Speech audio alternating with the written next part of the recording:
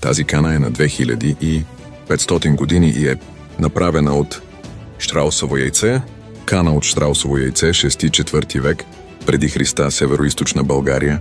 Ритуален съд от желязната епоха, вероятно използван за пиене, на вино в култови церемонии.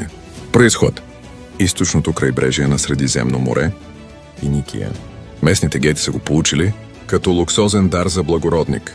Уникалното следи от бронз гърло, дръжка крачета. 2 от крачетата са възстановени, а черупката е калцирана. Подобни артефакти са изключително редки в Европа. Аналог на този съд няма. Щраусовите яйца са били символ на богатство и статус, използвани в ритуали и церемонии. А и предмет като този не се вижда всеки ден. 2500 години история, съхранена в една кана. Регионален исторически музей Русе,